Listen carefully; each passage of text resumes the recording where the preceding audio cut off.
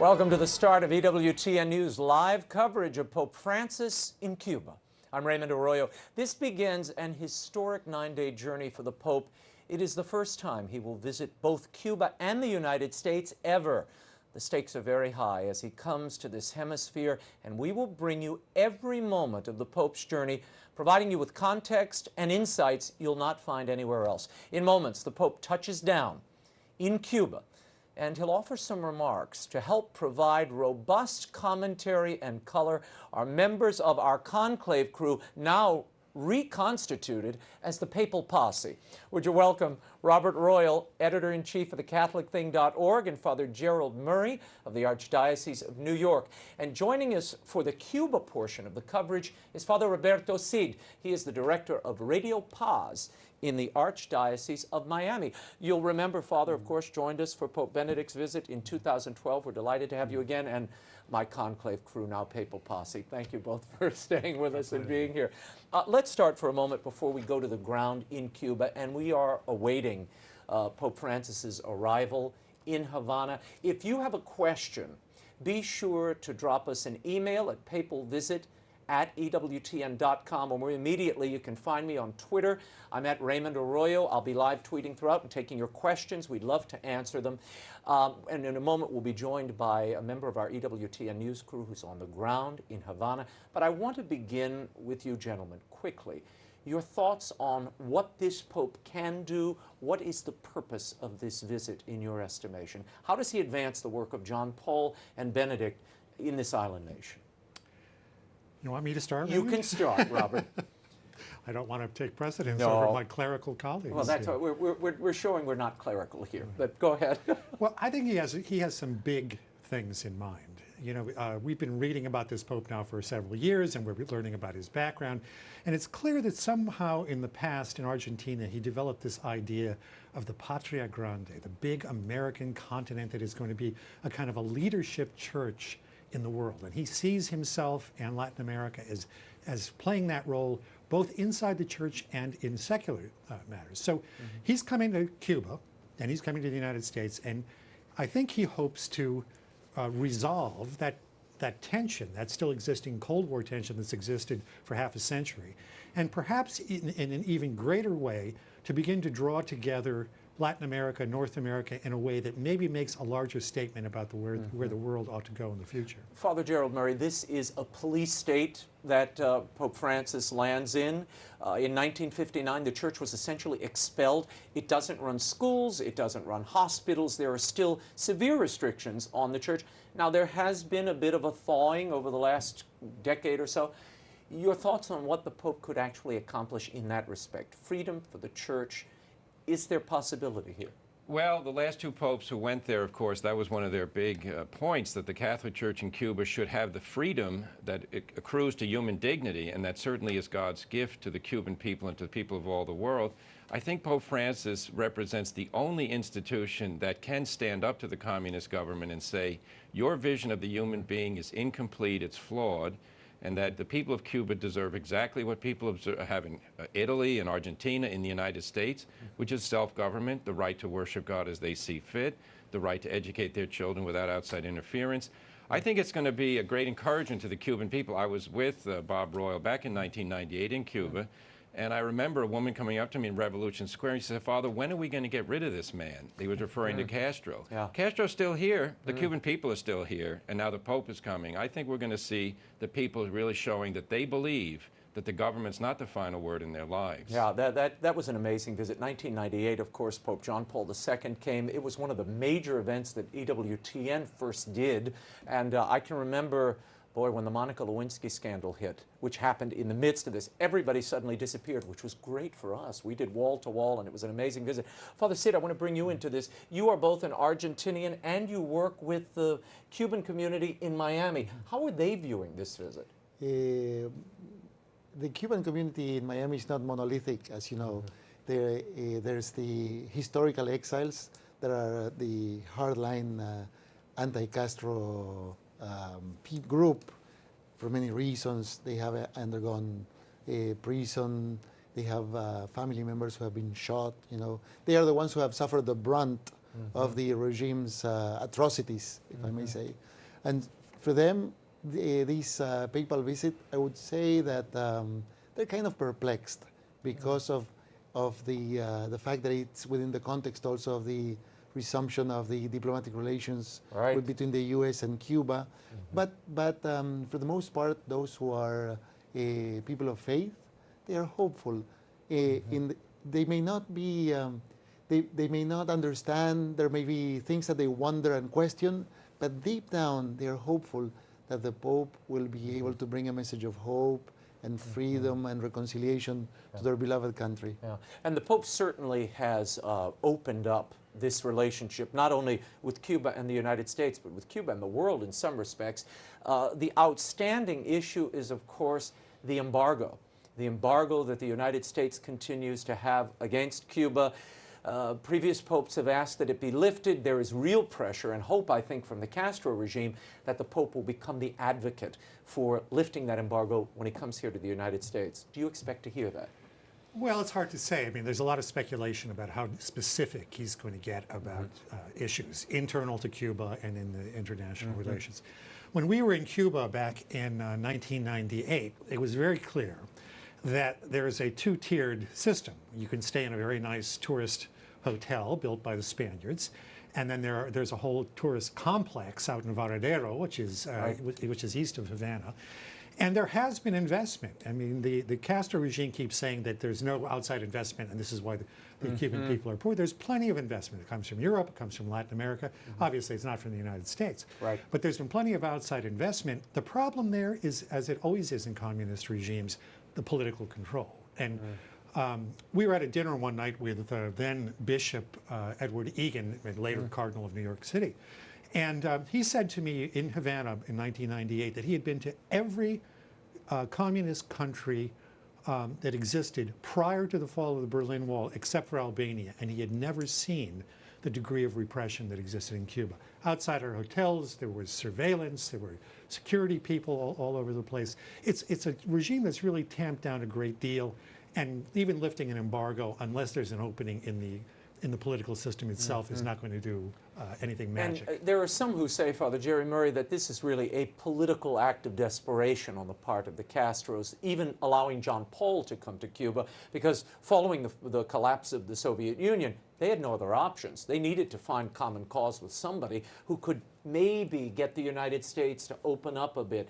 Is this a continuation of that? And given that we're dealing with the first Latin Pope, his longest trip, the longest trip of his pontificate, and because he understands the Latin sensibility, does that change the math here?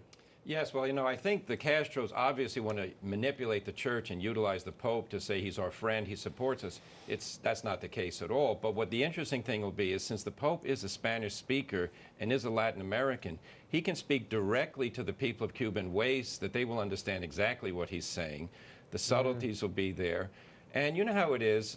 You can criticize your brother more than you can criticize a stranger. So I think the Pope can go to the Cuban society and say, look, I'm a Latin American too. You're ruining the lives of your people if you don't give them the basic human freedoms that are inherent in our God-given nature. So I'm looking forward to that. And there, Father Sid, you have been reading this book, and it's gotten a lot of coverage in recent days. In 1998, Pope Francis, then Monsignor Bergoglio, wrote this book called John Paul and the Dialogue of John Paul II and Fidel Castro.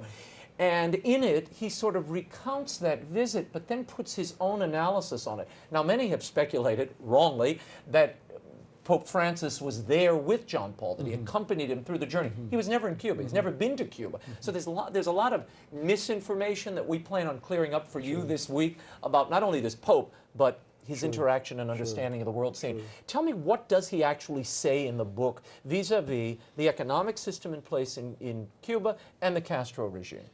Well, first of all, he points out that Marxism starts with a wrong vision of man, a wrong anthropology.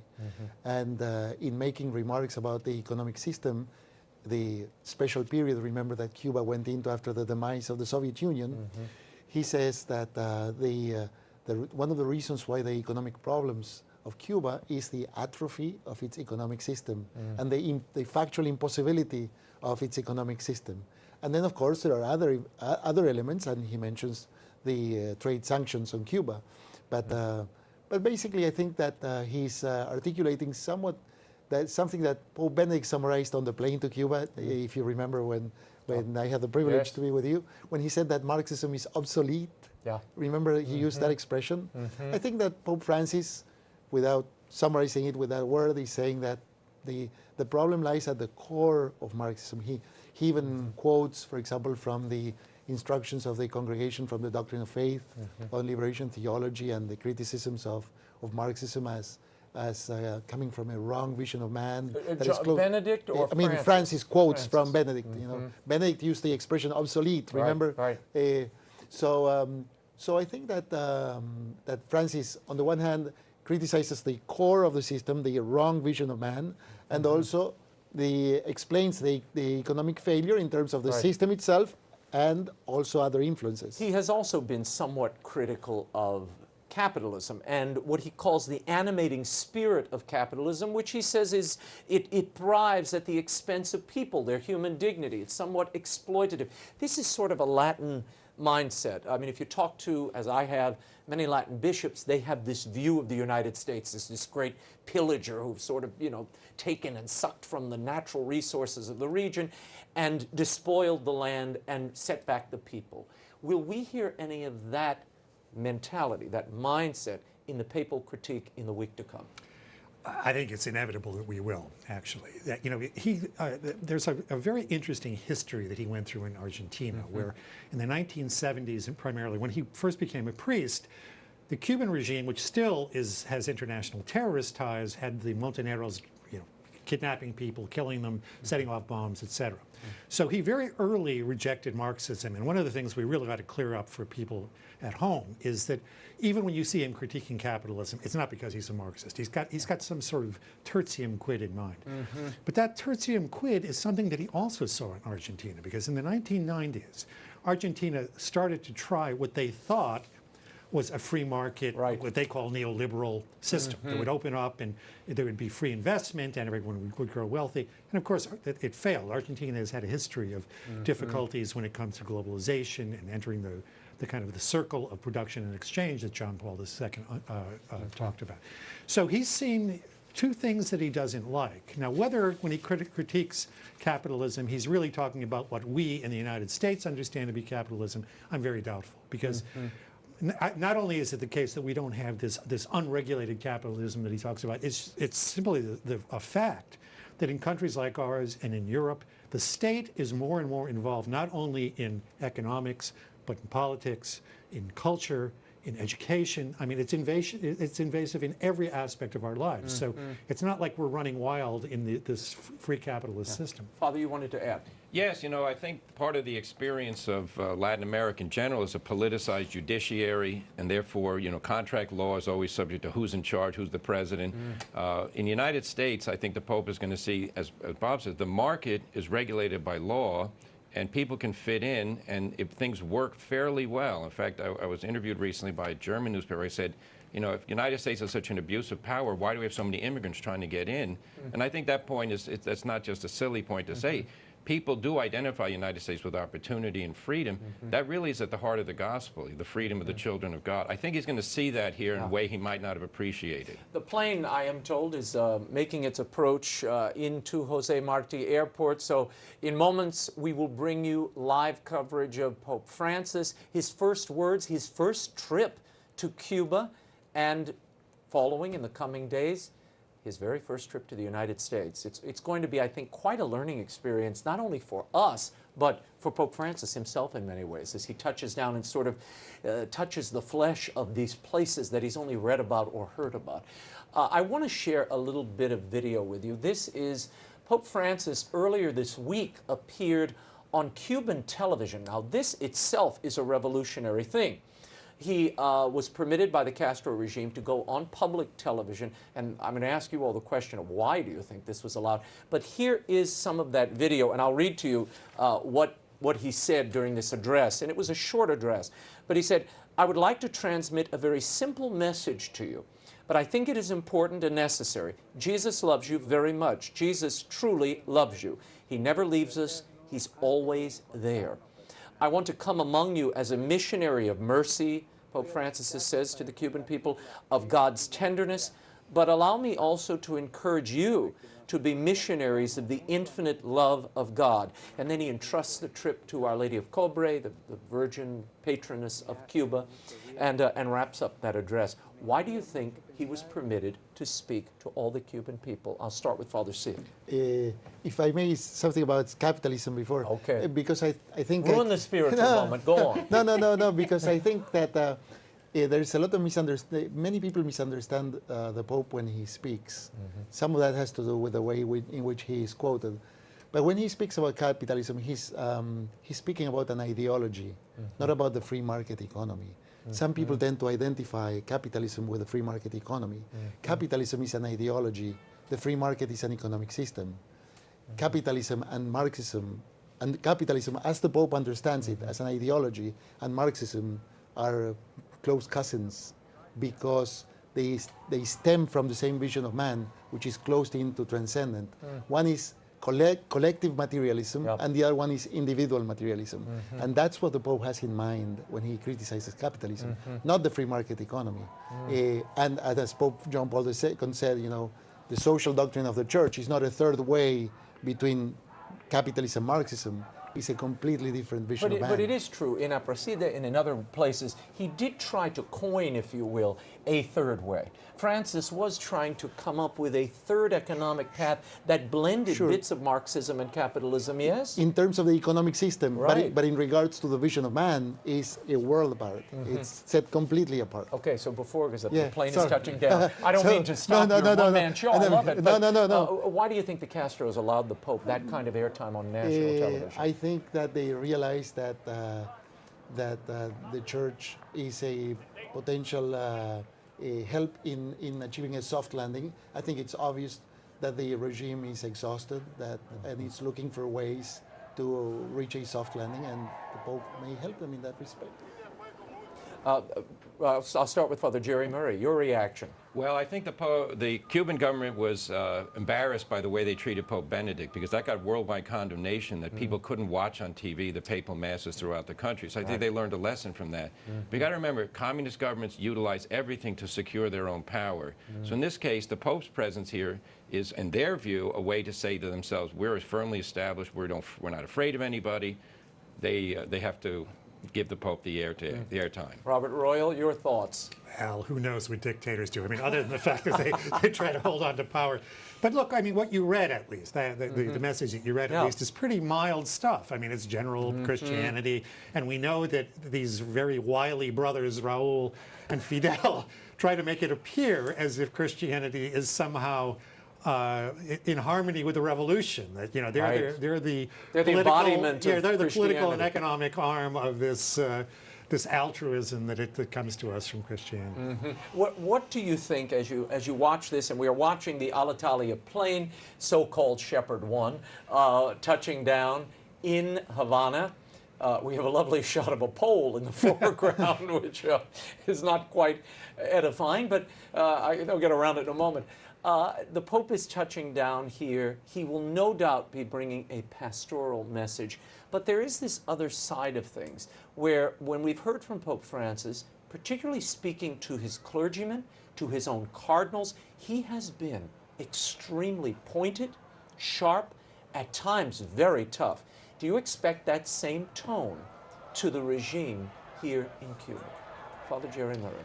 I think there'll be some of it, because it's obvious that what the Pope is doing now is extraordinary. He is capturing for the Catholic Church the attention of the nation. No bishop in Cuba can do that. They were given freedom a couple of years ago to give a Christmas message, but this was a novelty. Right. You know, we live in the communications age, yet the Catholic Church in Cuba cannot communicate with its people. So I think the challenge is going to be laid down. If you want me to come to your country, I'm giving my message. I think we're going to see that. Father Roberto Cid, your take on this? Yeah, I think we can expect some off-the-cuff remarks, like, for example, what he did in Paraguay when he claimed for the freedom of a journalist. I think we can expect that. Okay. I mean, this is going to be, I mean, I said it long ago. This trip, because you have a Pope with an understanding of Latin America, and he's in his home territory, this This part of the trip, I think, is going to be as interesting as the United States portion, because there he's sort of a pilgrim from afar going into this whole new land that I think he may have some preconceptions of that will change once he arrives, at least to some degree. And I know we're going to get some pointed commentary from Congress and later at the UN that will no doubt create a lot of news. Let's talk about Cardinal Jaime Ortega, who we will see in a moment. He's the Patriarch of Cuba. He has been leading the church here since 1981, about to retire. Your thoughts on his role? Some say he's too conciliatory. Yeah, there's to the regime. Yeah, there's actually a lot of criticism of him from within Cuba, because they think that he's look, he's in a tough situation, and we have to recognize and give him a little bit of space to operate with that. But that said, it's often, I hear often from the dissidents that they don't see him standing up to the regime. He says these sort of lawyerly things when the question is raised, are there political prisoners? And he says, well, you know, it's hard sometimes to define what is a political prisoner. When Benedict was there, he kind of persuaded a number of dissidents to go into exile into Spain. That was sort of the safety valve that the regime allowed to not have a conflict. By the way, on the question of whether he will speak pointedly, I don't know. I mean, I think that in the Old Testament it's a sin to try to do predicting of the future. So I won't. Is that how you're going to get out of this? You're here to provide commentary. This isn't prediction. Not prediction. This isn't Madame Royal. I don't need my palm read. I want you to tell me what he's going to say. Well, you're asking for fortune telling. But look, I think from what we've seen his experience in Argentina, he can be tough. Yeah. But he's tough in a rather sophisticated way. There's less of a direct confrontation than a kind of way of shaping certain things and not choosing not to get himself in certain circumstances. I suspect that we'll see a lot of that, maybe a little less of direct verbal confrontation. Interesting. Another aspect of this visit is as we look at the Castros and we look at Bergoglio, the Pope, both of these people were trained by Jesuits. One was a Jesuit. The Castros were Jesuit trained, and then, of course, they forsook their Catholic identities. Raul Castro, in his interactions with the Pope, has been making a lot of very warm signals and signs as a result of that personal contact.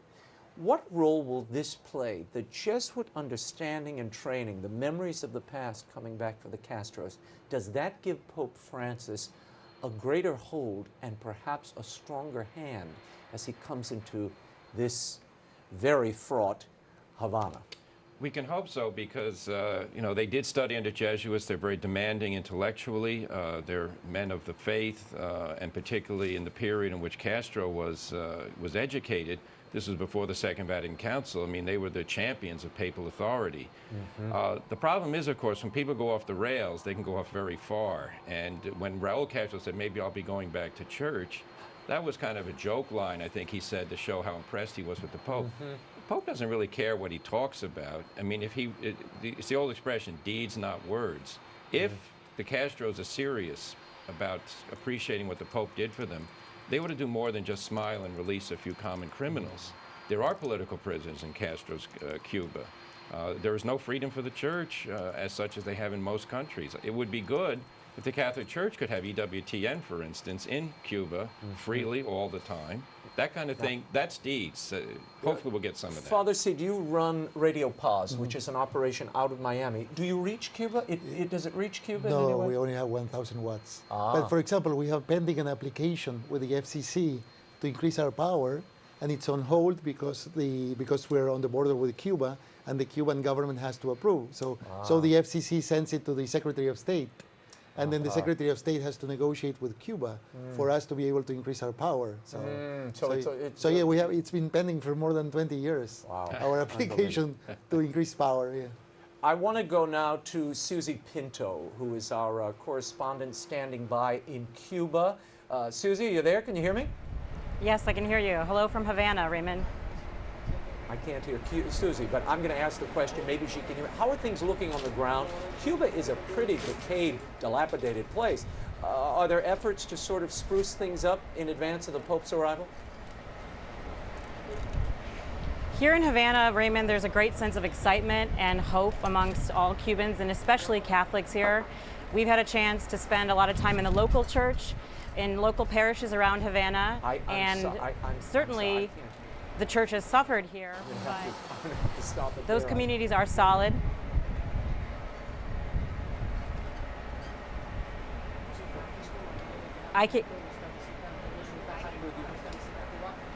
Okay. I hope that they're sprucing it up. Okay. I imagine they are. If you've been to Havana, the funny thing about it is that other than an archaeological site, you've never seen any place in the world that's more obviously gone backwards. I mean, there are beautiful apartment complexes along the Malecón, the seaside that faces toward the United States. There are beautiful modernist buildings, and they're all crumbling. Yeah, you know, and the ancient cars you see on the road. That's what most surprised me. We are seeing first video. This is Raúl Castro walking with Jaime Ortega, the Cardinal of Havana, making their way out to the tarmac to greet Pope Francis. He just landed moments ago, and we are delighted to bring this to you live. This is EWTN News live coverage of the start of an historic journey, 9 days that will take the Pope from Cuba to Washington, D.C., to Philadelphia and New York, and we will be bringing the entire visit to you, wall to wall, every moment, and hopefully providing some context and color and a little fun around the edges. This is, after all, a celebration, and we shouldn't lose sight of that. I think too often we get wrapped up in sort of the political considerations and the geopolitical considerations, and we lose sight of the spiritual part of this. So I want to focus on that for a moment. In Havana, or in Cuba in general, 60% of the population of Cuba is Catholic. 60%. Only 5% of that population is practicing. What is the Pope's role here? What can he do, given those kinds of numbers? Father Jerry. He's the primary representative of Jesus Christ, and the Cuban soul really is formed around the Sacred Heart of Jesus. There's no doubt of it that that country, which has gone through a lot in its history, is centered on Christ. The Cuban Communist Party have done a very successful job in suppressing the practice of the faith because they stopped catechesis, they closed the Catholic schools and all the rest. But deep in the Cuban heart, all of the Cuban history relates to the fact that Jesus Christ is the King of the universe. And I think that's going to be something that's going to stir up the soul. And of course, the Virgin of Cobre, the Holy Mary Mother, the Holy Mother Mary is, for the Cubans, a point of reference. If you need sympathy in this world, you're not going to get it from the Castros. You will get it from the Blessed Mother.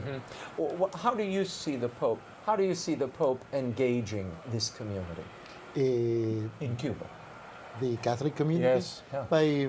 By making a call to live out their faith. Pretty much what he's doing with the entire world, you know. And also pointing to Our Lady of Charity, as Father was saying, which is the soul of the Cuban people. I don't mean to cut you off, but Susie Pinto is standing by, and I don't want to miss the papal exit here. Susie Pinto, very quickly, your thoughts on what's happening on the ground as we watch the door open on that Alitalia jet carrying Pope Francis to Cuba?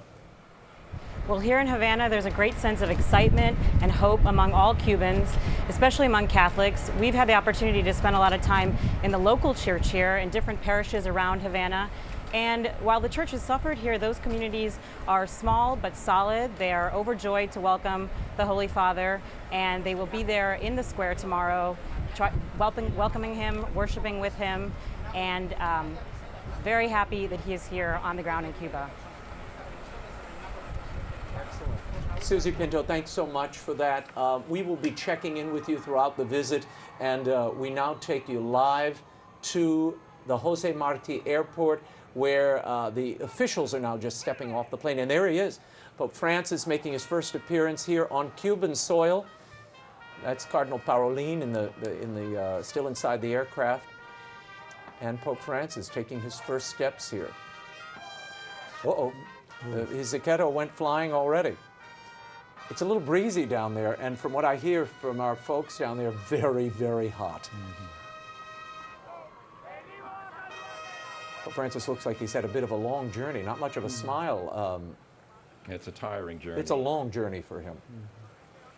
There he is meeting Raúl Castro, the president of Cuba. In his 80s, he took over from his brother, who I believe is, what, 87 now? Cardinal Jaime Ortega, now embracing Pope Francis. This is the third pope that Jaime Ortega has welcomed to Cuba. His retirement is imminent, and of course, part of this journey will be to find someone to replace Jaime Ortega here. And as we spoke about earlier, he has walked a very tight line between advocating on behalf of religious freedom and capitulating at times to the desires of the regime to get some of that freedom. And one can take issue with some of what he's done, but there is no taking away that there have been gains made. The church has some limited freedoms now. Christmas is a national holiday. Easter is a national holiday, which they granted after Benedict's arrival. One wonders what will be the religious gimme to Pope Francis. You know, we were talking about the Sacred Heart of Jesus. I remember I met with a Baptist pastor in 1998 when John Paul II was there, and I'm sure Father remembers this too, there was a big painting of the Sacred Heart of Jesus on the wall of a government building in the Plaza de la Revolución. And the Baptist pastor said to me, "Did you see that?" I said, "Yeah." He said, "If that can happen, anything can happen." Wow. Yeah. There is apparently in the Revolutionary Square, where the Mass is taking place tomorrow, which we will bring you live as it happens, there is a huge image of the child Jesus there. So it's very interesting that this religious iconography, which again we should remember, this is forbidden in Cuba. Even the members of the Communist Party, though there's been a little give in recent years, that for a long time you couldn't be a believer at all and a member of the party. That has changed. Yeah, I think it was only a couple of years ago that Cuba ceased to be officially an atheist state. Right. So, yeah. No, the gains are measured, and Pope Francis is meeting with some children from Cuba who brought him flowers and gifts, and now they're being taken away. There is a band welcoming the Pope. And remember, he comes both as a spiritual leader, the head of the Catholic Church, but also as the head of the Vatican city-state, a distinction we will discuss in the days to come, particularly when we see him in the United States, where at the Capitol he comes exclusively as a head of state. That's why he's appearing there. They don't just let religious leaders come and address a joint session of Congress. So we'll talk about all of that. Raul Castro and Pope Francis now approaching the dais. They will each make remarks, and these are, as you can imagine, greatly anticipated, and we are delighted to bring them to you live as they happen from Havana. This is EWTN News continuing live coverage. Father Jerry Murray, Robert Royal, and Father Roberto Cid joining me on set. I'm Raymond Arroyo, delighted to bring you this event in its totality from start to finish. And I want to, just as a little programming note here, it really will benefit those of you who are excited about the Pope coming to America. This precursor, this visit to Cuba, will set the stage and the pace for so much of what we will see. And I think it will give you a unique perspective into what the Pope is doing and means to do by watching the visit in its totality. And we will try to provide that sort of coverage to you throughout, looking forward, looking back, and focusing on what the Pope is doing in the moment. So thank you all for joining us and for being with us. Raul Castro, Pope Francis, listening to the playing of the anthems, the country anthems, for both Cuba and the Holy See.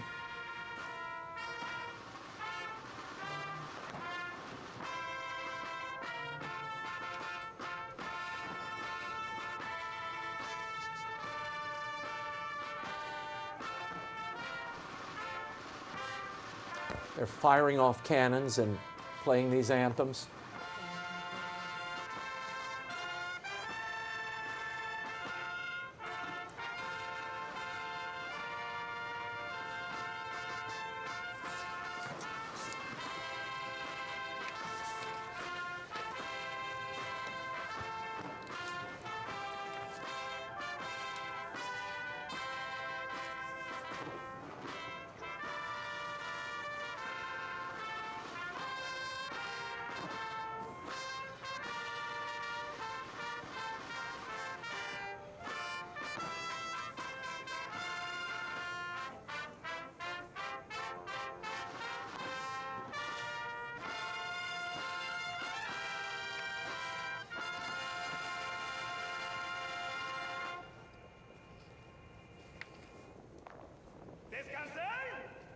That concludes the playing of the national anthems.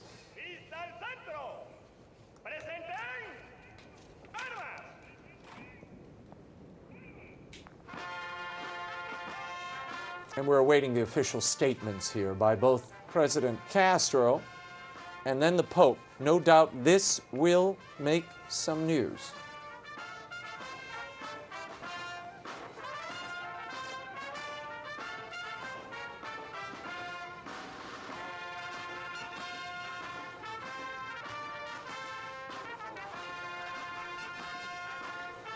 You see members of the papal entourage there lined up, along with Cuban representatives, government representatives, as the flags are presented. This is coming to you from Jose Marti Airport in Havana.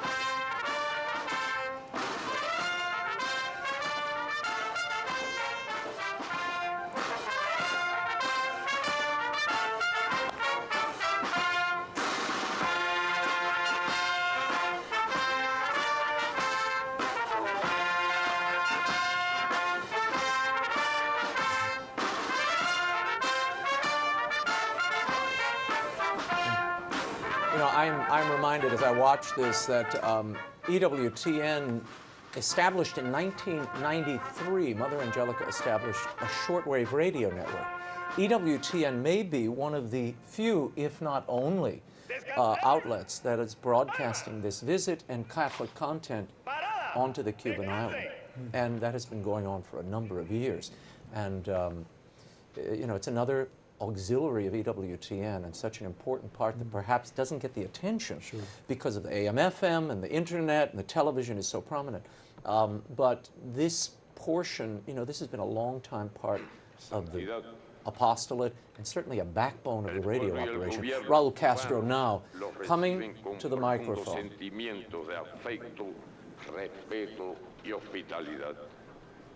Nos sentimos muy honrados con su visita. Podrá apreciar que amamos profundamente nuestra patria, por la que somos capaces de realizar los más grandes sacrificios. Nos ha guiado siempre el ejemplo de los próceres de nuestra América, quienes nos legaron dignidad, valentía y generosidad. Por ellos hemos sabido practicar el axioma martiano de que patria es humanidad. El encuentro memorable que sostuvimos en mayo pasado en Ciudad del Vaticano brindó la oportunidad de intercambiar ideas acerca de algunos de los asuntos más importantes del mundo en que vivimos. Los pueblos de la América Latina y el Caribe se han propuesto avanzar hacia su integración en defensa de la independencia, la soberanía sobre los recursos naturales y la justicia social. Sin embargo, nuestra región sigue siendo la más desigual en la distribución de la riqueza. En el continente, gobiernos legítimamente constituidos que trabajan por un futuro mejor se enfrentan a numerosos intentos de desestabilización. Hemos seguido con mucha atención sus pronunciamientos, la exhortación apostólica, la alegría del Evangelio acerca de los temas sociales. The President says that he and his government have followed closely what the Pope has to say on these subjects, in particular the document, the Apostolic Exhortation Evangelii Gaudium, and the encyclical Laudato Si. y la 21 conferencia internacional acerca del cambio climático que se celebrará en diciembre en París. And the President also speaks of the Pope's important statements on the meeting that will take place, the crucial meeting that will take place in Paris in December on climate change and the environment. El cese de la acción depredadora de los países ricos y las grandes transnacionales a la eliminación de los And the President says the Pope's invitation to rich countries to stop exploiting the planet and to protect the ecosystems of the planet.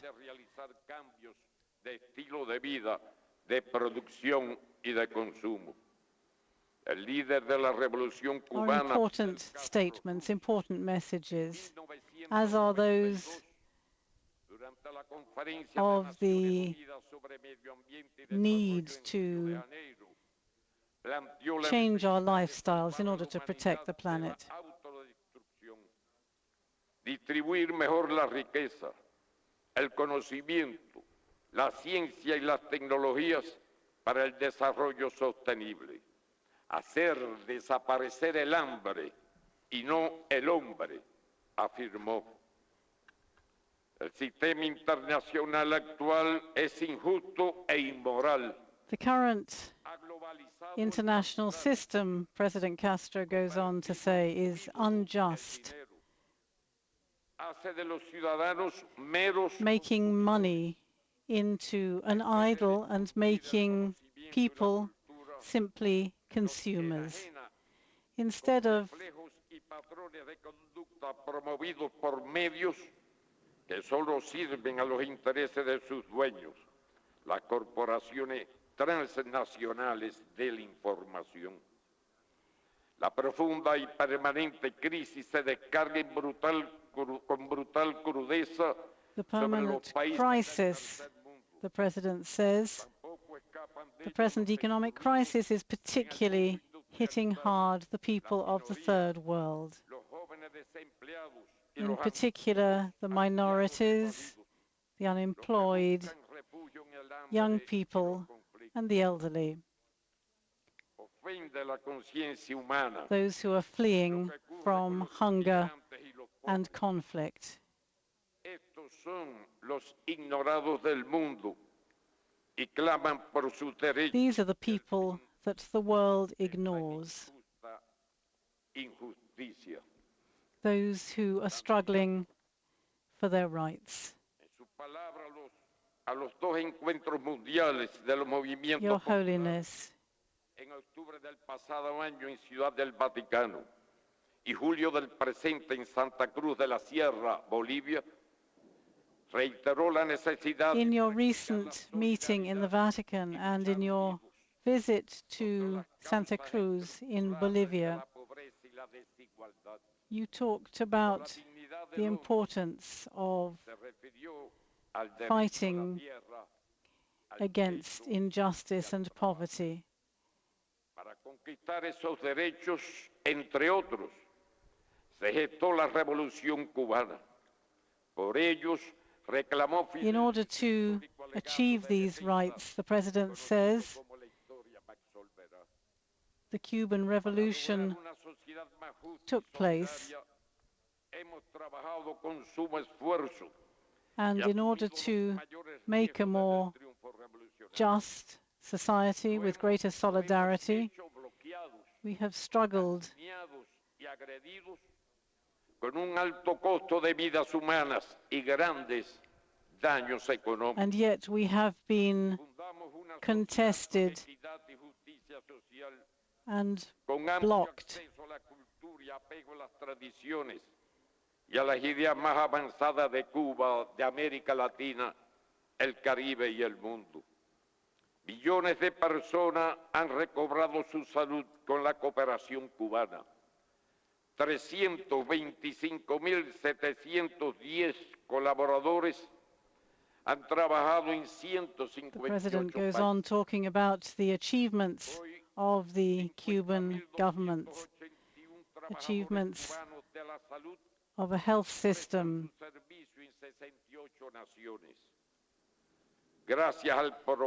a health service that looks after not just the Cuban people, but also sends health workers to countries around the world.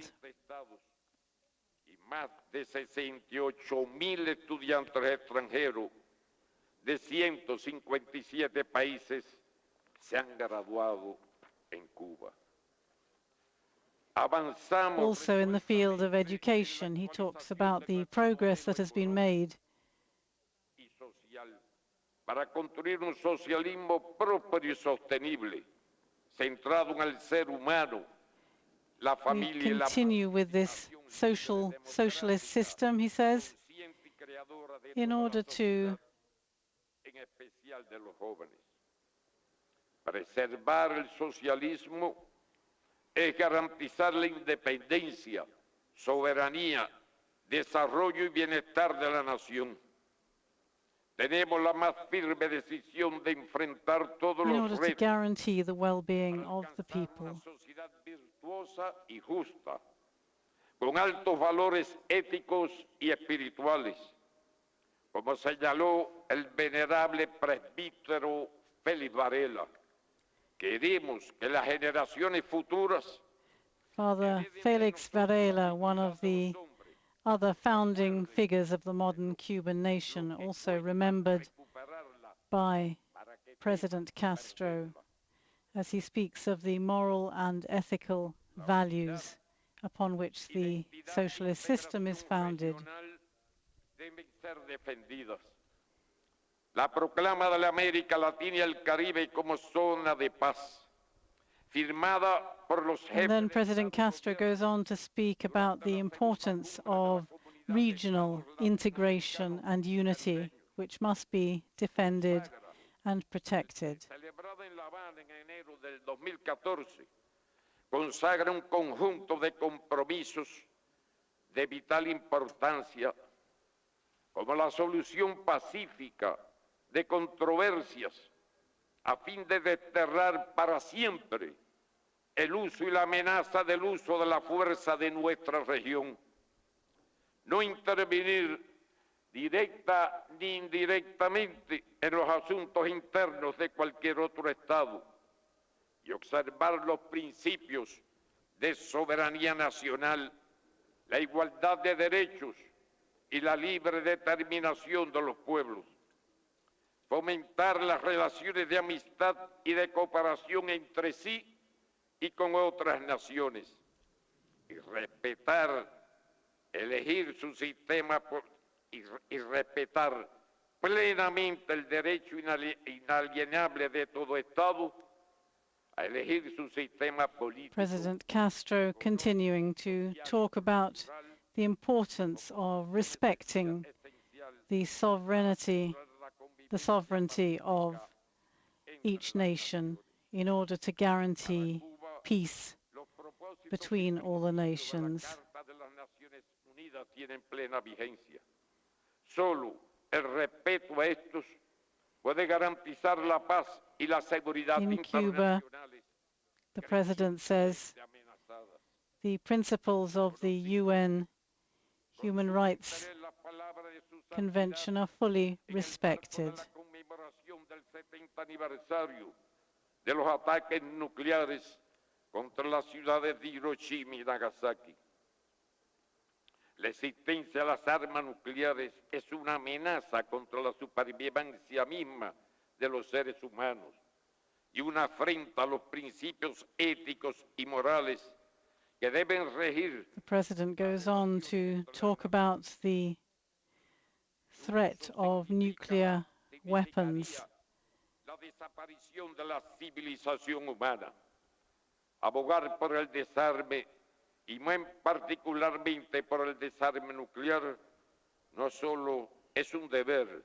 And he insists on the importance of fighting for disarmament, in particular nuclear disarmament, which is such a threat to the nations.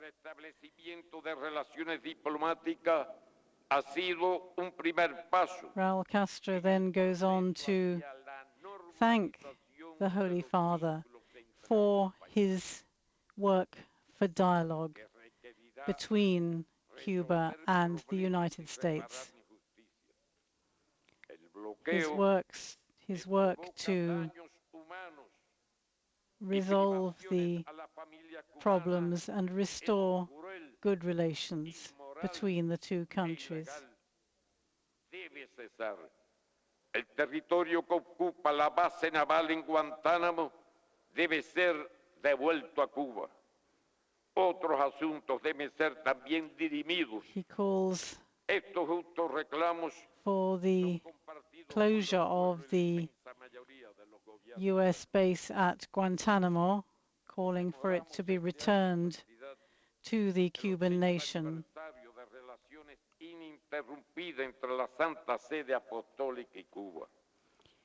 The President then speaks of the relations, the good relations, diplomatic relations between Cuba and the Holy See, based on respect. Al igual que ocurre con todas las religiones e instituciones religiosas presentes en el país, que inculcan valores morales que la nación aprecia y cultiva. And he speaks of the important role of the Catholic Church in Cuba. Religious freedom, he says, is an essential value guaranteed by our Constitution. Será trascendente y enriquecedor para la nación su encuentro con un pueblo trabajador, instruido, anegado, generoso, con profundas convicciones, valores patrióticos, dispuesto a continuar su heroica resistencia y a construir una sociedad que garantiza el pleno desarrollo de mujeres y hombres con dignidad y justicia. En nombre de este noble pueblo, le doy la más calurosa bienvenida. In the name of the Cuban people, President Castro concludes, I offer you the warmest of welcomes. And Pope Francis now shaking President Castro's hand.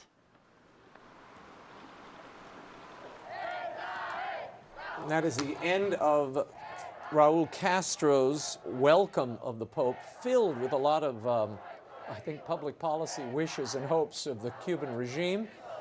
We will unpack some of those after the Holy Father's comments. Now, the much anticipated first comments of Pope Francis. Mr. President, distinguished authorities, brother bishops, ladies and gentlemen, I thank you, Mr. President, for your greeting and your kind words of welcome in the name of the government and the entire Cuban people. I also greet the authorities and the members of the diplomatic corps present at this ceremony.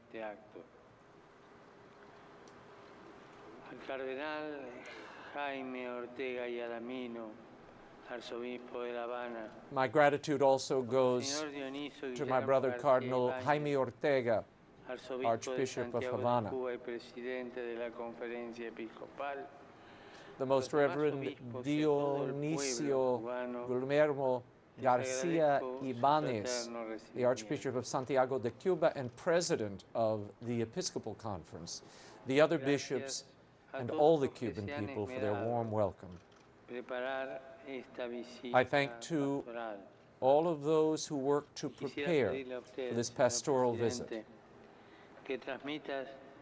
Mr. President, I would ask you to convey my sentiments of particular respect and consideration to your brother Fidel. I would like my greeting to embrace especially all those who, for various reasons, I will not be able to meet, and to Cubans throughout the world. Como usted, señor presidente, señaló, este año 2015 se celebra Oh, now he's back. The year of 2015 marks the 80th anniversary of the establishment of diplomatic relations between the Republic of Cuba and the Holy See. La providencia me permite llegar hoy a esta querida nación siguiendo la Providence today enables me del camino abierto to come to this beloved nation, los inolvidables viajes following the indelible path opened by the unforgettable mis dos predecesores, apostolic journeys Juan Pablo II y which my two Benedicto predecessors, St. John Paul II and Benedict XVI, made to this island. I know that the memory of those visits awakens gratitude and affection in the people and leaders of Cuba. Today we renew those bonds of cooperation and friendship so that the Church can continue to support and encourage the Cuban people in its hopes and concerns with the freedom, the means, and the space needed to bring the proclamation of the kingdom to the existential peripheries of society. This apostolic journey also coincides with the first centenary of Pope Benedict's the 15th declaration of Our Lady of Charity of El Cobre as patroness of Cuba. It was the veterans of the War of Independence who, moved by sentiments of faith and patriotism, wanted the Virgen Mambisa to be the patroness of Cuba as a free and sovereign nation. Since that time, she has accompanied the history of the Cuban people, sustaining the hope which preserves people's dignity in the most difficult situations and championing the promotion of all that gives dignity to the human person. The growing devotion of the Virgin is a visible testimony of her presence in the soul of the Cuban people. In these days, I will have occasion to go to El Cobre as a son and pilgrim to pray to our Mother for all her Cuban children and for this beloved nation, that it may travel the paths of justice, peace, liberty, and reconciliation. Geográficamente, Cuba es un archipiélago que mira hacia todos los caminos.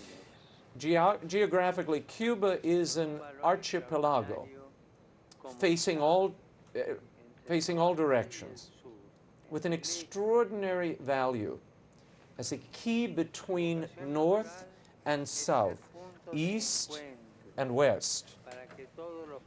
Its natural vocation is to be a point of encounter for all peoples to join in friendship, as José Martí dreamed, regardless of the languages of the isthmuses and the barriers of oceans. Such was also the desire of St. John Paul II, with his ardent appeal, may Cuba, with all its magnificent potential, open itself to the world, and may the world open itself to Cuba. For some months now, we have witnessed an event which fills us with hope.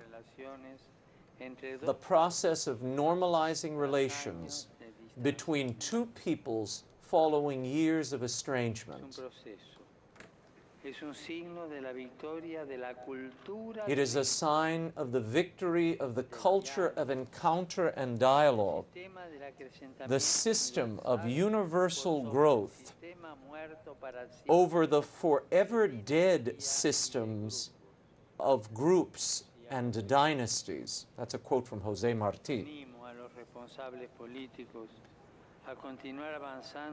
I urge political leaders to preserve or persevere on this path and to develop all its potentialities as a proof of the high service which they are called to carry out on behalf of the peace and well-being of their peoples and all America,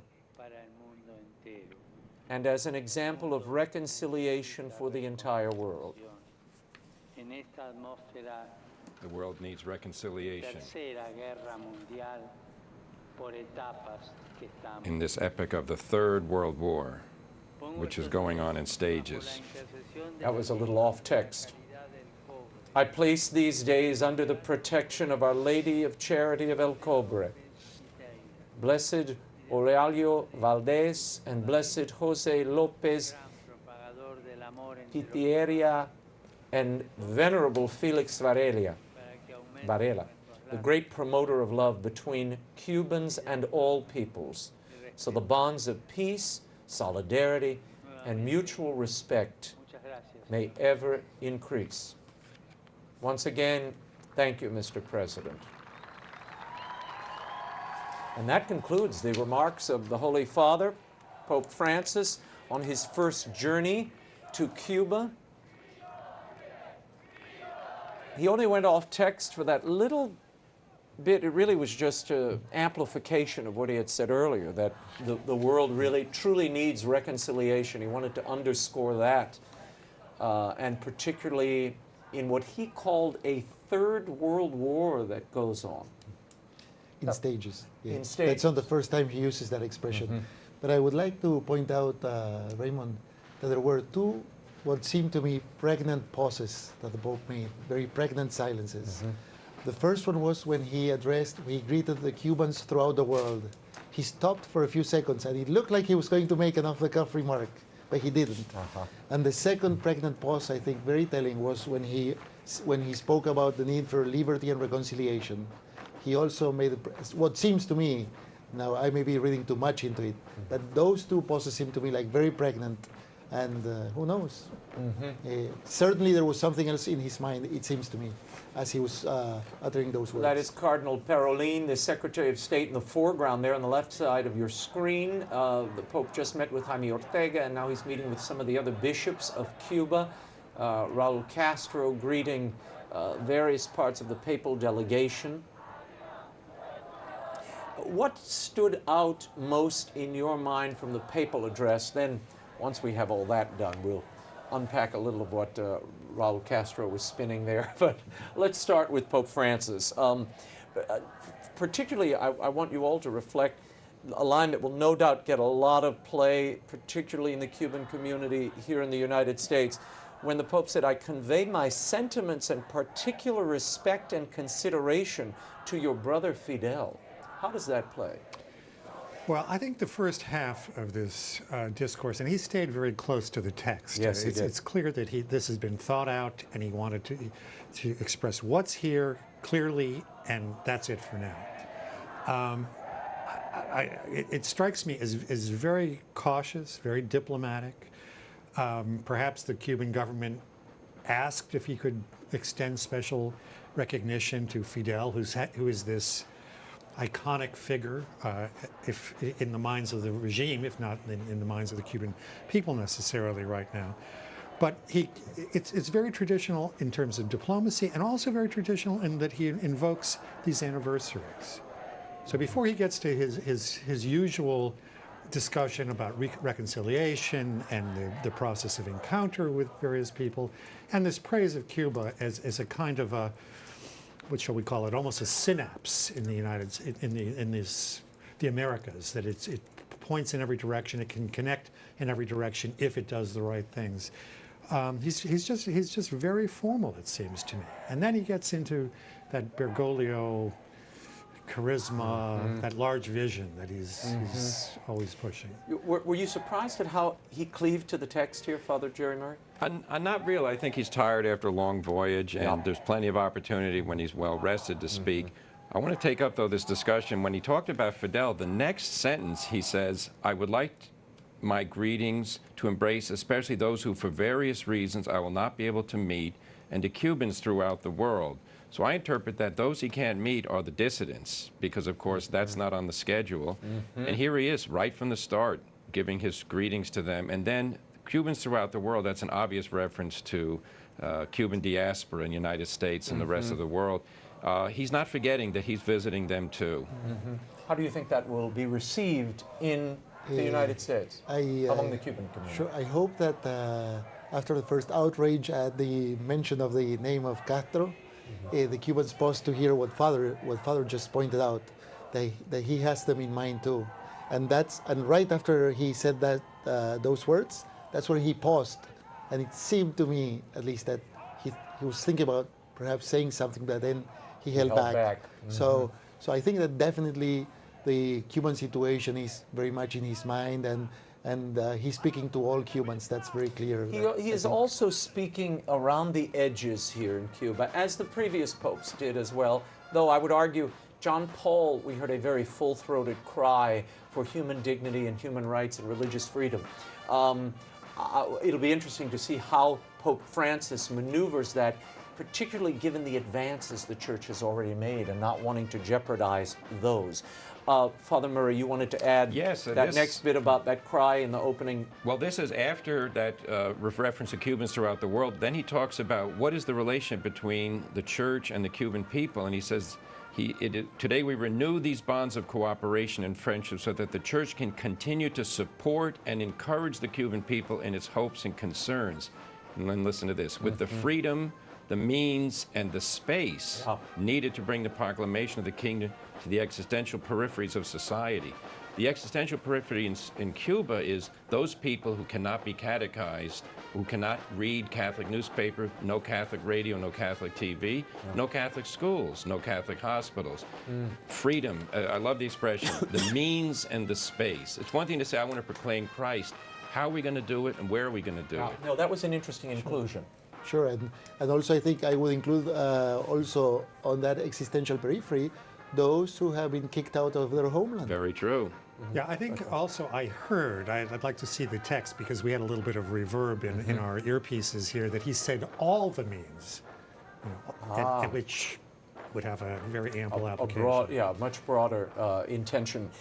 Then he went on and he said, again, he pulled a John Paul II here. This is something John Paul would often do. He would invoke the history of a people and historical figures to point to the future and the reality. And he said it here, invoking the embrace of Our Lady of El Cobre, La Caridad. Since that time, she has accompanied the history of the Cuban people, sustaining the hope which preserves people's dignity in the most difficult situations and championing the promotion of all that gives dignity to the human person. Clearly, a jab at what's happening in this situation and pointing to the faith as a means out and away from the oppression and everything that binds these people. Well, I mean, it's clear that dignity means something different for this Pope than it does for the communist regime in Cuba. And it's ironic, I know we're going to get to Raul's remarks later, but it's ironic that Raul talked about preserving the liberty and the traditions of the people. And when you look at it, who other than the communist regime of the Castros has been more active in crushing its religious traditions and anything else that doesn't accord with their sort of Marxist worldview. Yes.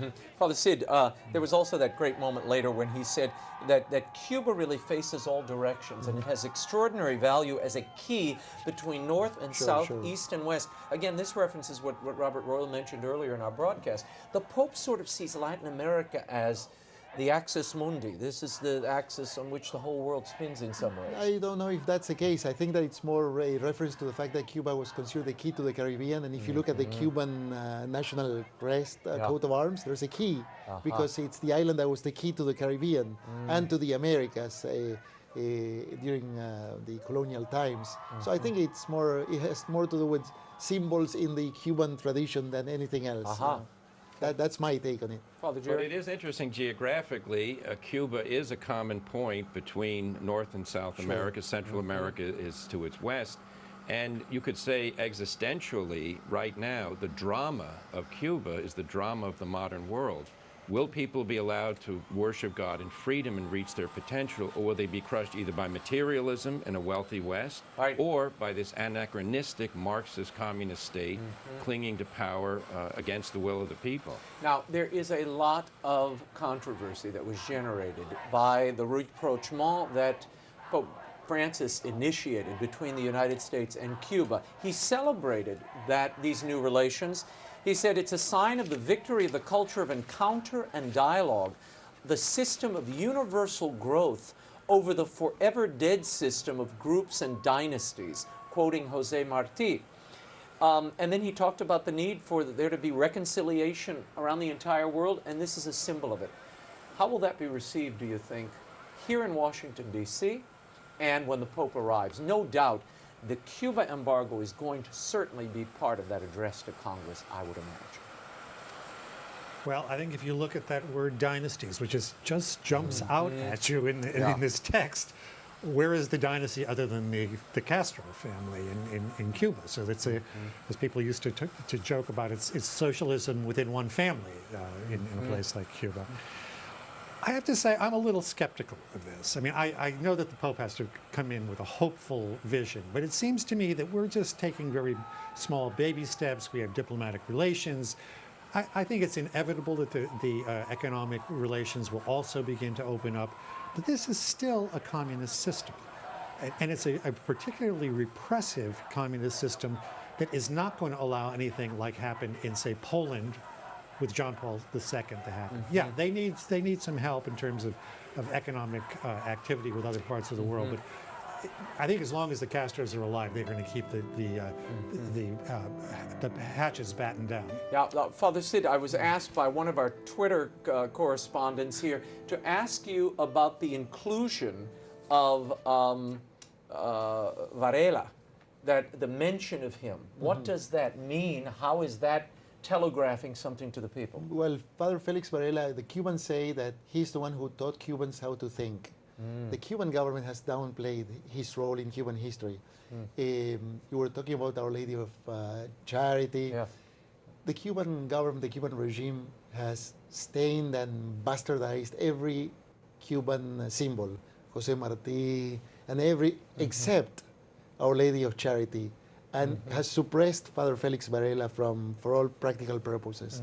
So I think that the fact that the Church, John Paul II did it, Francis is doing it, is showing Cubans, look, you can be a patriot and a Catholic. There is no antagonist. In fact, Catholicism is an incarnate religion. So, I mean, St. Paul exhorts Christians to be good citizens, right?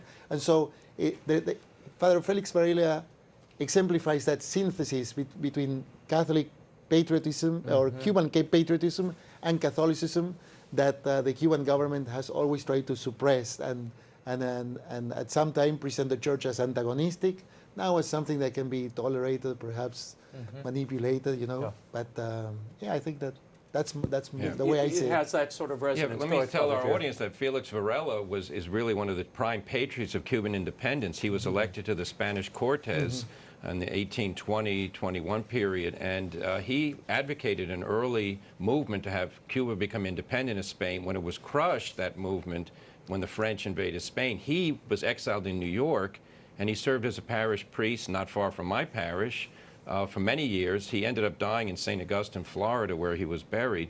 But he is viewed with reverence precisely because he was the one who argued for Cuban independence. He argued for the abolition of slavery. He argued for high standards of education in Cuba. His relics were transferred from St. Augustine, Florida, to the Aula Magna of the University of Havana, and Pope John Paul II visited them. basically, Varela is a nightmare for the Cuban communists because he represents everything Cuba wants: Catholicism, freedom, self-government. And but the Pope bringing him up is a wonderful thing. He's a candidate for sainthood, too, because in New York, he was a tremendously charitable man. Wow. He gave away his clothes, all his property to help the poor. It's a great story. We can talk about it further on during the trip. No, he will be no doubt invoked as this goes on. And again, these are the symbols and the keys that the Pope will no doubt use to convey, almost as a shadow play, to those who understand, to the Catholic underground, to those who feel oppressed, to those who have been marginalized, and to some who are imprisoned in this system, literally, not figuratively. I want to talk for a moment, we have to, about Raul Castro's sort of grandstanding around this papal visit. I don't know how you could say it's anything but that. I mean, this was purportedly a papal welcome. He really used it as a moment to expose all of his wishes and to reposition the Castro regime in the new reality, global reality. Your thoughts on what he said? First of all, becoming a climate change advocate and invoking the destabilization that we see everywhere. Right, right. Well, for me, I mean, the image that he brought up, and I don't know if this was clear to our viewers, the image that he brought up was that crucifix that had been given to Pope Francis by Evo Morales in Bolivia, with Jesus Christ crucified on a hammer and sickle, was a symbol of all that needs to happen to go forward. I mean, if you ask me, yes, Christianity has been crucified on the hammer and sickle, has exactly. in multiple countries, not only in Cuba.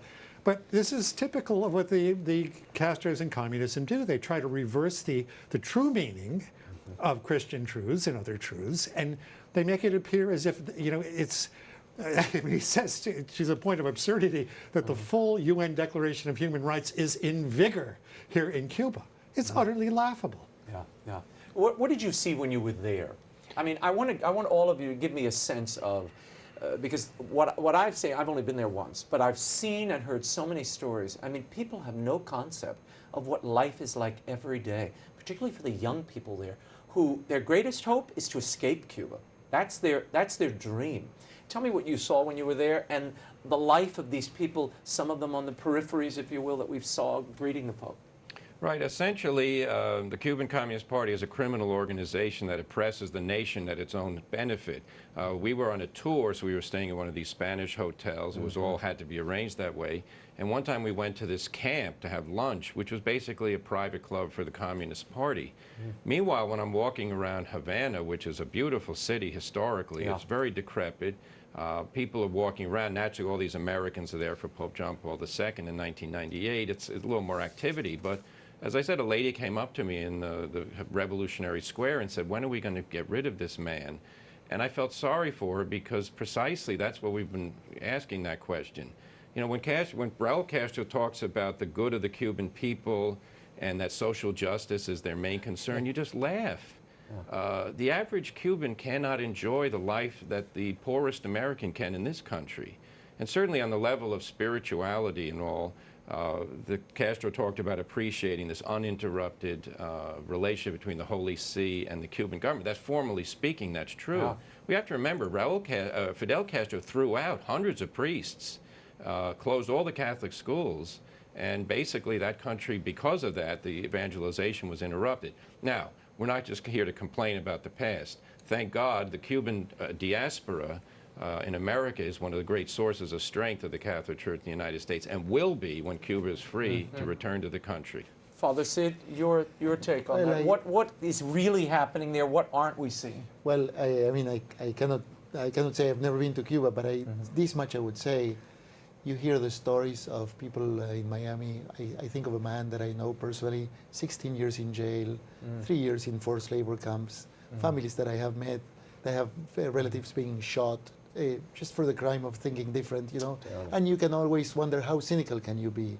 And then also when, for example, I wrote it down because, I mean, it would be laughable if it wasn't so sad, if there wasn't so much suffering. When he talked about 350,000 collaborators going to 158 countries, I wrote it down.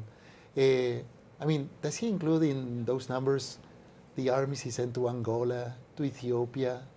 Does he include in those numbers the 15,000 Cubans that were in Chile during the government of Salvador Allende as an armed occupying force, the terrorists he sent to Argentina, Uruguay, Bolivia, you name it. I mean, the Brigadas Internacionalistas, does he count those in the 350,000? Or it's just the doctors that he sent to Venezuela at the request of Chavez, and also to earn some cash, because he gets the dollars and doesn't pay the doctors the dollars that he gets. You know, one point of hope I think that that you don't see, if you want to talk about things that you see and that you don't see. I actually met with a couple of Cuban labor leaders who were Catholics when I was there during John Paul II's journey. And, you know, first of all, they know Catholic social thought backward and forward, and they know what it means in their context because it's a life and death thing for them. And one of them said to me, after we'd all been complaining and asking them about this and about that, and we were in the Emilio Cohiba in Havana, where there was a beautiful buffet, and we asked him, Father Richard John Newhouse, our old friend, asked him, well, what do you make of this? And he said, it's obscene. He said, no, it's not obscene for you because you're first world, but for us it's obscene that there's all this food and there's no food for the people on an island that should be tremendously fertile. But then he said to me, look, just remember this though. And I'm sure he reminds himself and takes hope from this many times. He said, remember this, what does the regime have? It's got force. That's all it's got. We've got the truth. We've got what's right. We've got love. We've got God. And that's what, no doubt, Pope Francis will be bringing this week. And that, as we saw in Poland, as we've seen all around the world, when that force is unleashed, it becomes unpredictable. It becomes something that these totalitarian regimes have no arms to fight or control. And I imagine that will be part of the long dropping of seeds that we saw, starting with St. John Paul II in '98 when we were there, to Benedict, and now Pope Francis, continuing that drumbeat. You're seeing the papal convoy making its way through the streets of Havana. We'll bring you a few moments of this before we leave you. And the people gathered there. One wonders how, who's allowed to be there, how this was organized or not. What's striking about this, the thing that strikes my eyes, no barricades. There are no barricades on the streets. The people seem to have their backs. Right, but they have the neighborhood guard in Cuba, Are there backs to the people? Well, the people looking at the crowd. Those are the minders. There are the barricades. It's a human barricade, ladies and they have gentlemen. an elaborate system of neighborhood watchers to control people. The committees for the defense of the revolution, they call them. Yes. Naive Raymond. These are, Susie Pinto, our correspondent in Havana, tells us those are state workers paid by the regime to be the human barricades. They stand in place and mind their fellow citizens so that nobody breaks ranks or lines. I mean, it is a lot more attractive, I guess, than the gray barricades lining Pennsylvania Avenue, but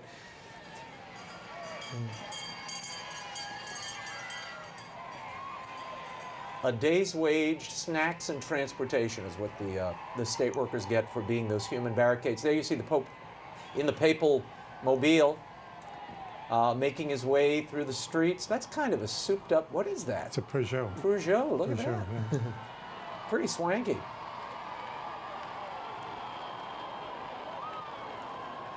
And this will be a great opportunity, I think, in the coming days. Pope Francis, without his Zucchero, I think it blew off and was never recovered, I think, back during the welcoming ceremony. But he's waving to all the many Cubans who've turned out to greet him. And you can imagine the expectation and hope for these people as they see him come. And that's why the stakes are really high, because in the minds of the Cubans, they expect something tangible, as they did for John Paul and Benedict. And we can discuss whether, how great the advantages and what actually occurred. But things have incrementally been moving. Go ahead, Father. One of the things that in that book that Bergoglio wrote in 1998, he states very clearly that what John Paul II did with his visit was to open a space, but it was up to Cuban civil society to build up on that space that was opened by the Pope. And I think that also helps to kind of tone down the expectations, because, for example, for the Cubans in Miami, the Pope is not going to will not go there and topple Castro, but he will open up a space, and then it will be up to civil society. Now, granted, civil society is beaten up and almost non-existent. But I mean, well, you plant the seeds, exactly. And then when freedom happens in Cuba, there'll be this living memory that the one who came to bring us hope was the Catholic Church in the form of 3 popes. And certainly it's great to see the Pope traveling through the streets in Havana, because who else has that ability, in the sense of who else can travel where he wants to, as he wishes to, with a religious message. And it's beautiful. The Cuban people are getting what they deserve. Yeah, we are getting some incredible tweets that have come in. People watching in Ireland, Tanzania. It's really amazing. You know, when you sit here, it is, I've always said, this is really one of the most, I think, ripe gifts that Mother Angelica gave all of us. And almost 20 years ago, when she asked me to do this job, one of the things I loved about it, and the most appealing parts of it, is when the Father, the Holy Father, comes to a place, the whole family around the globe can gather and look in and be a part of this. And that is such a unique gift that she really gave all of us and continues to give us. And we're delighted, thrilled, and humbled to bring this to you in its totality.